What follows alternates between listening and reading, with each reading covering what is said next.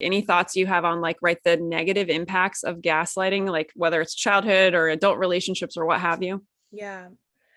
Well, I mean, when we don't have a sense of my perception of the world is real and true, then we become people who are only relating to our external environment.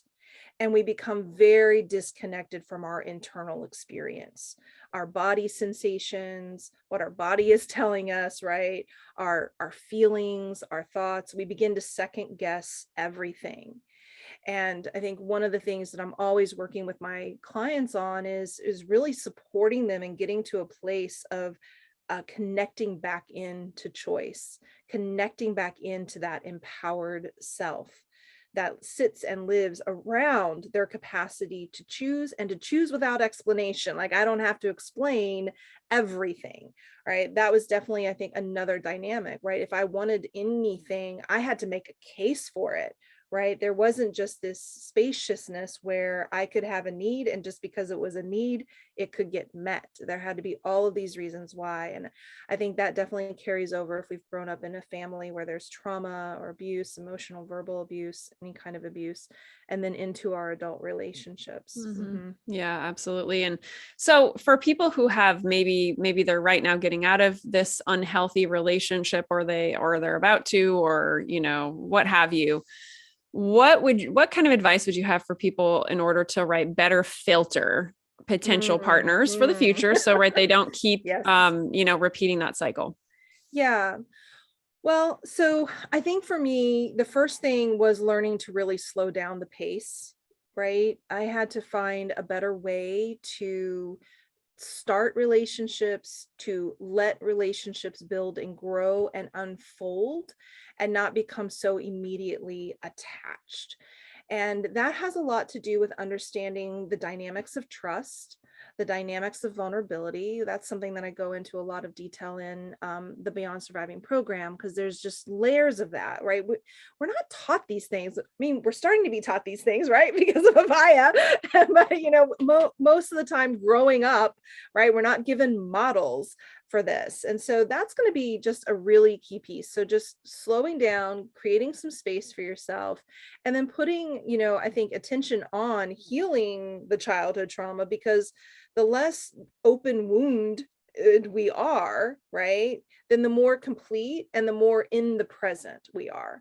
And so we're evaluating and we're looking at potential partners through the lens of, does this actually serve me right now? Does this feel in alignment? How does this person respond to my setting boundaries? Do they attune to my needs? And I think the biggest switch for me was, instead of being just, oh, so thankful that somebody loved me and wanted to pay attention to me, I began interviewing my partners, right? Like, you're on interview, buddy. Or lady, right? Like you're on the chopping block, and I got to like start to see, and like with love and compassion. But it stopped being like, I think that was one of the really biggest shifts, when I really got to such a place of self-love and connection with myself, that it stopped being about, oh, I'll take what I can get, and I'm just so grateful. And I got to decide who I really wanted to partner with and who I wanted to share this journey with. Yeah, I love that. And I can totally relate. And my pattern back in the day was to go from pretty much partner to partner. So it would be like, get out of this relationship that shouldn't have lasted that long, like you were talking about, and then get right into the next one within a couple of months. And I totally resonate with what you said, right? It's not about just like, oh, this new person is paying attention to me and giving me some attention and love and complimenting me and all these things. And it feels so good.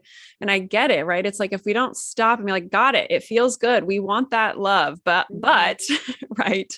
Are we ignoring red flags because we're so wrapped into, what people are telling us, whether they're the greatest person in the world or they're another person that is not going to be a healthy relationship? I mean, I think that so for people who are really starved for that validation, and they don't have that within themselves yet, any suggestions for people on how to really get to a point of loving themselves? Yeah, I mean, I think it's in the daily little acts of self-care, the daily little moments of saying yes to yourself, of noticing when there's a moment when you might have normally sacrificed yourself, you might have done something out of fear or obligation, but instead you took the different route, and not perfectly and not every time, but we just want it to start to kind of build up such that more often than not, that's how you're showing up for yourself. And I think a big piece of that puzzle is actually being really kind and compassionate about the relationships that you have had. And even as you continue to date or explore relationships, and maybe you find, oh, here is this person's not healthy. A lot of people, drop into this whole idea of like, I should have known they were a bad person. I should have seen that. I should have known that.